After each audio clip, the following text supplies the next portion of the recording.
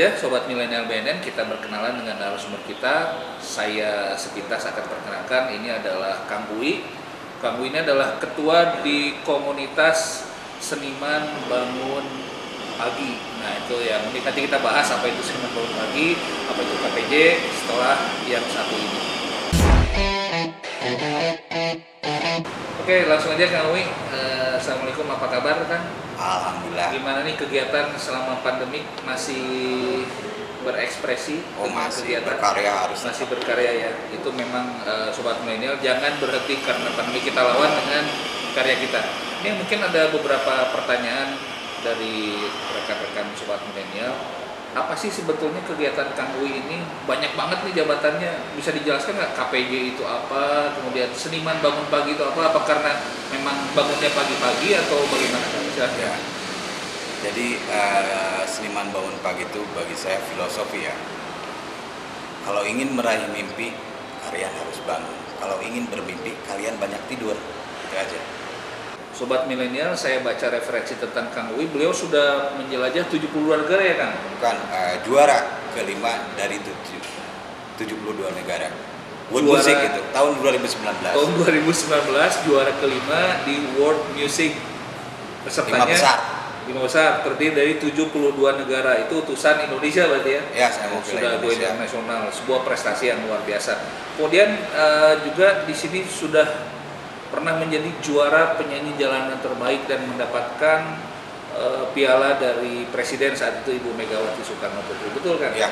Itu bisa akan ceritakan bagaimana bisa sampai ikut kejuaraan dan menjadi juara seperti itu, bagaimana Kang ceritanya di balik itu semua? Di balik itu saya basic ke jalan. Luar SD saya udah di terminal.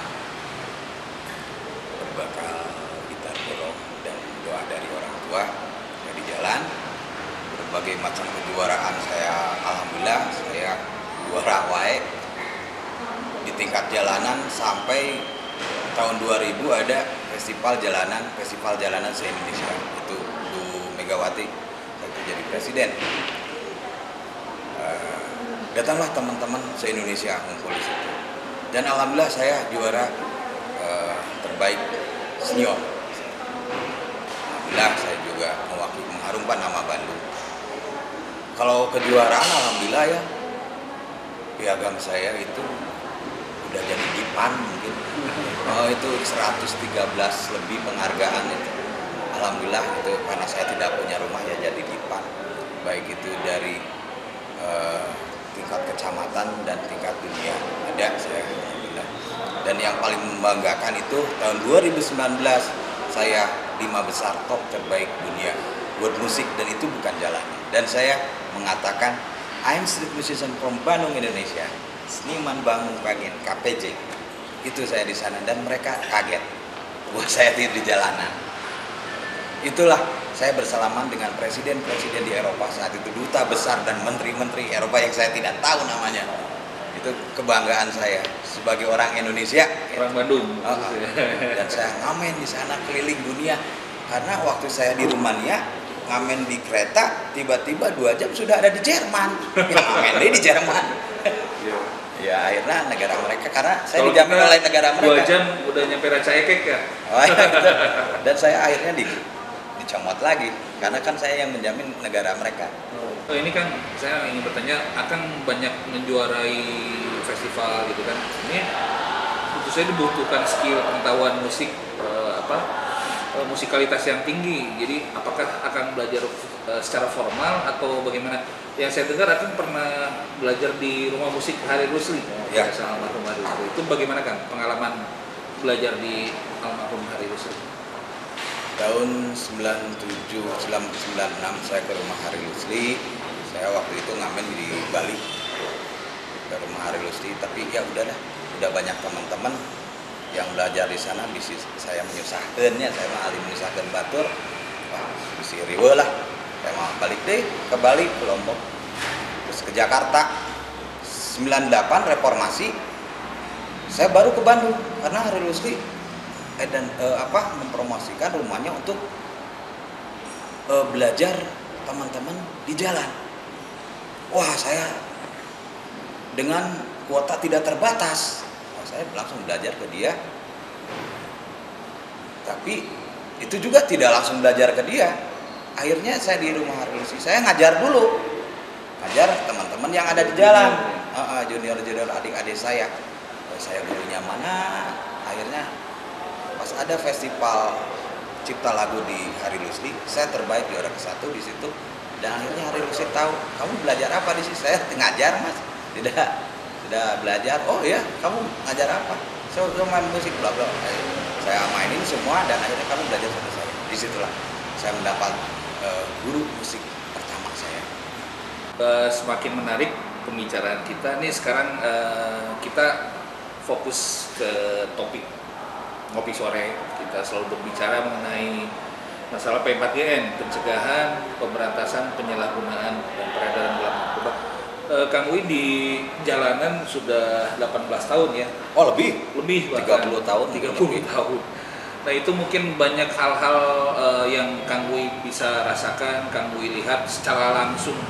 Bagaimana sih sebetulnya bahaya narkoba yang mengancam teman-teman di jalanan? Seperti apa kira-kira bahayanya? Terus jenis narkoba apa sih yang populer di kalangan teman-teman di jalanan yang mengancam secara langsung seperti apa?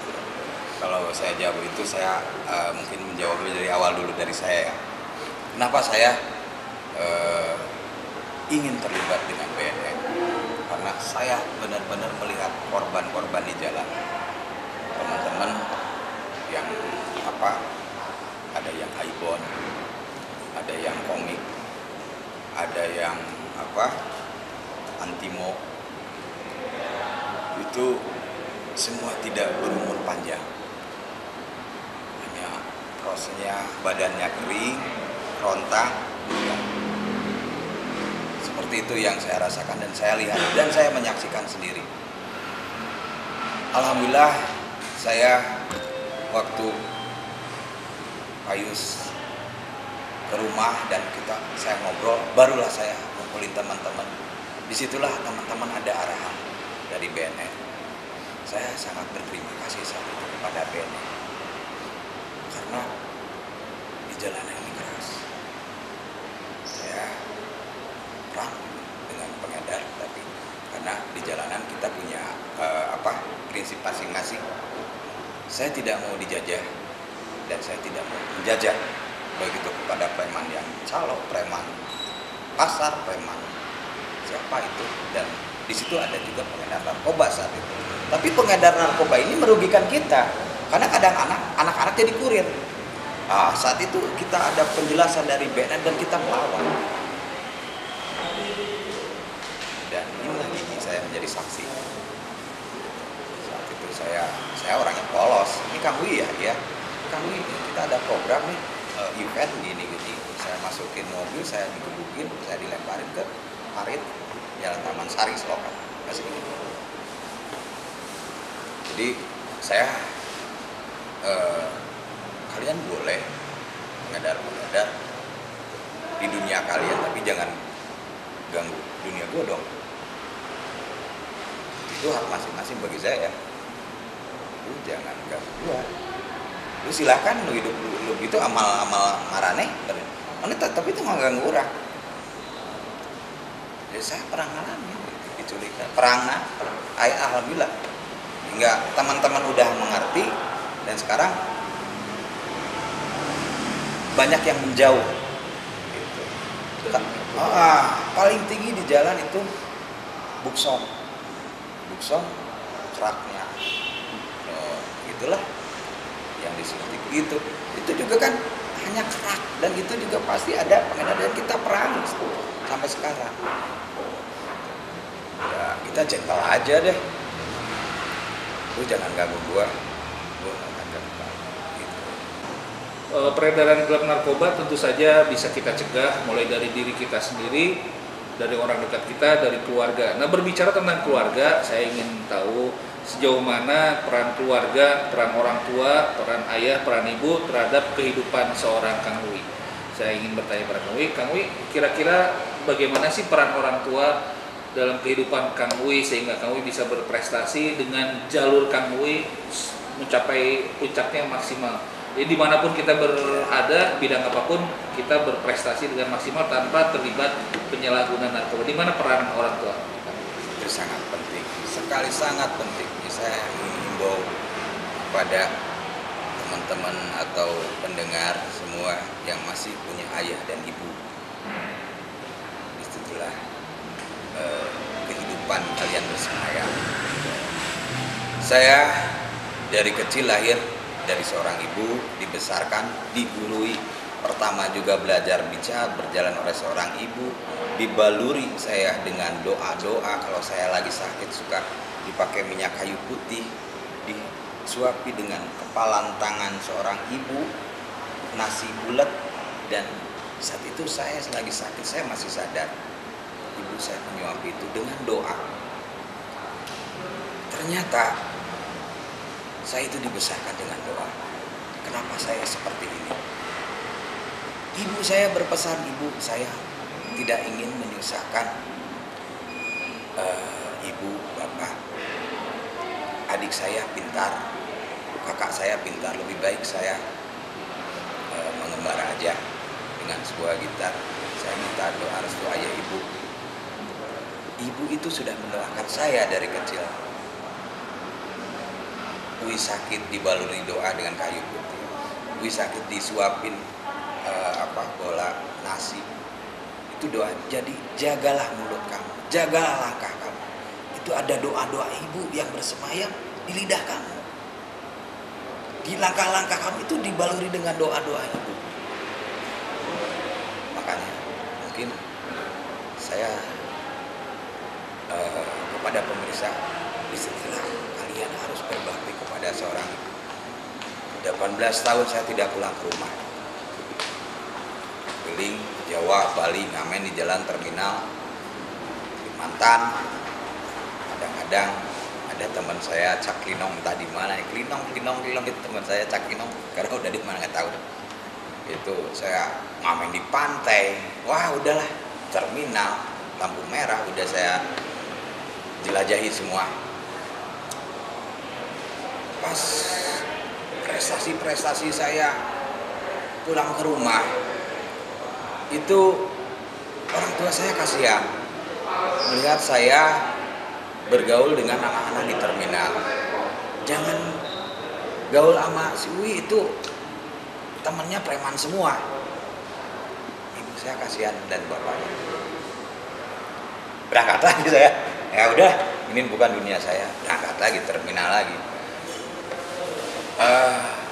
Pas bapak saya, Wi kerja ayah di TV dengan Megawati, pialanya itu bagus, bawa ke rumah.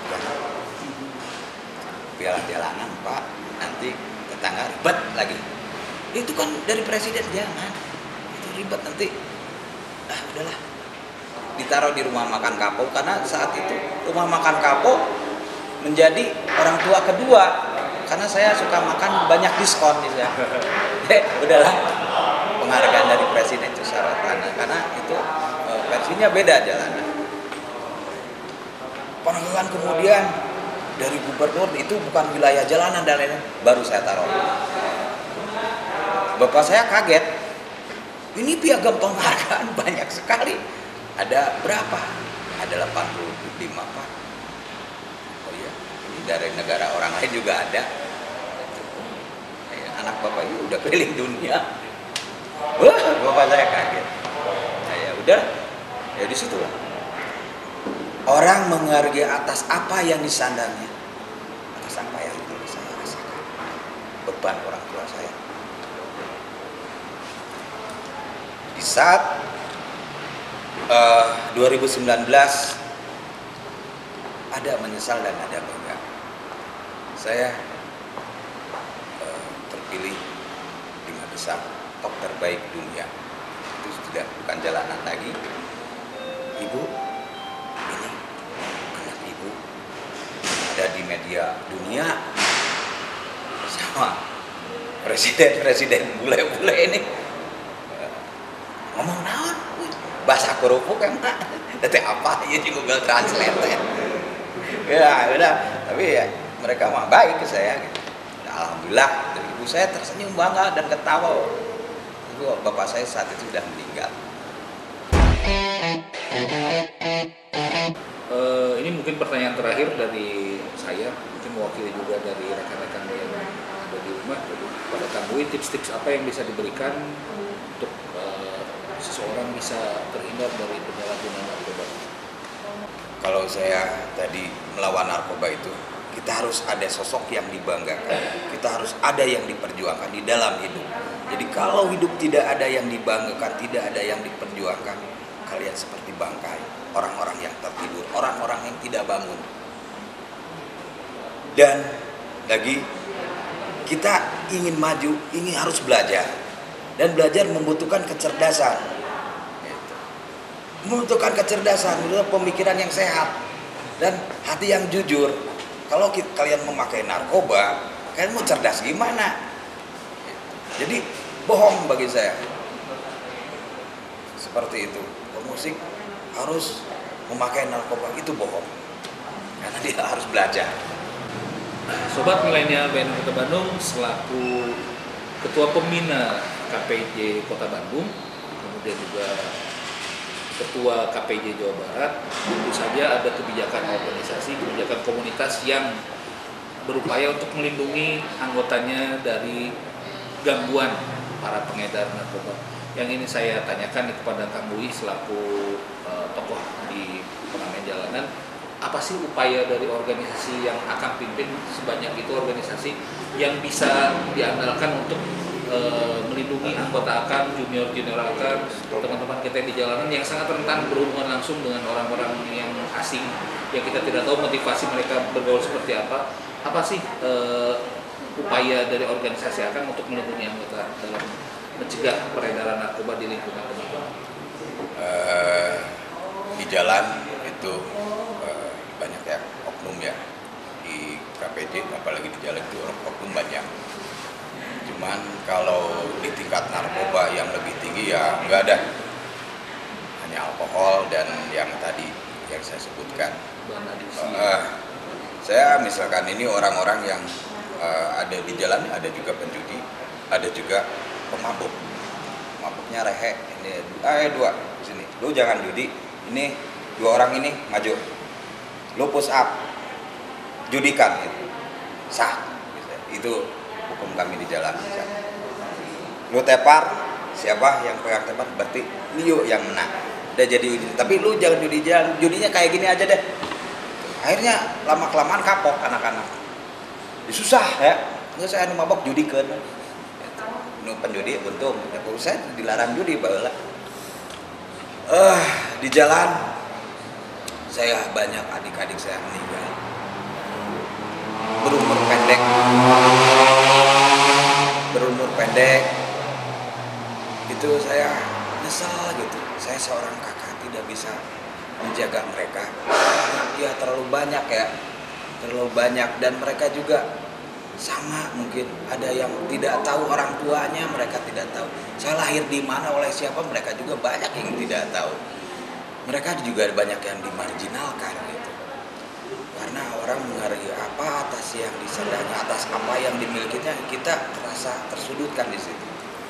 Nah, disitulah anak-anak banyak pelarian karena tidak diterima oleh wilayah masyarakat A, B, C. Akhirnya mereka punya alam sendiri. Di sana mereka lari lah ke narkoba. Nah, disinilah saya ingin bekerja sama dengan BNN, mungkin secara organisasi nanti dari Jawa Barat dan Kota Bandung supaya kerjasama dengan BNN untuk jauhkan merdeka, hidup merdeka tanpa narkoba. Mungkin nanti ada milad KPJ Bandung dan KPJ Jawa Barat juga saya akan melibatkan temanya itu. Saya akan hidup 100%.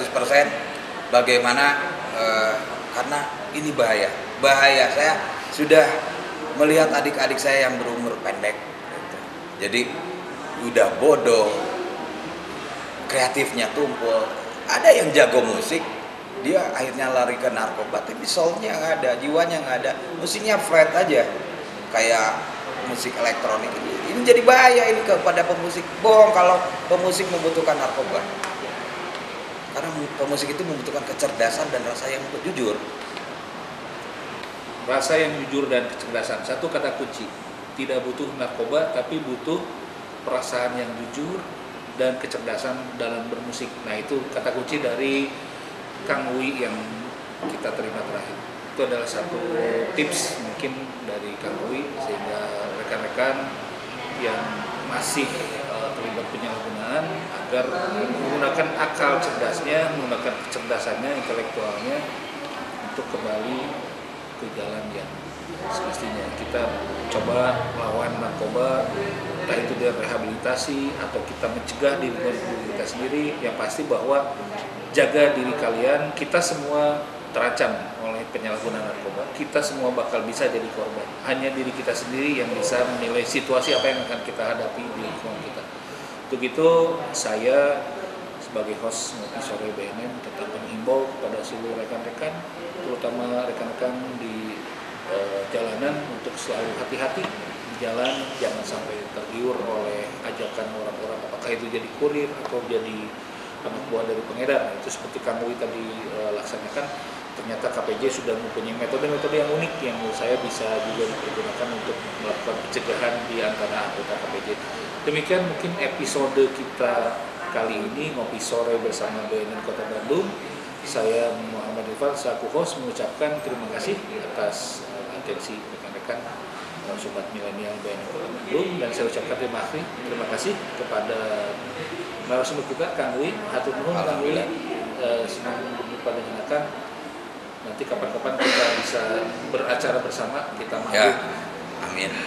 Demikian, billahi taufiq wal hidayah. Wassalamualaikum warahmatullahi wabarakatuh. Hidup 100% sadar, sehat, produktif, dan bahagia.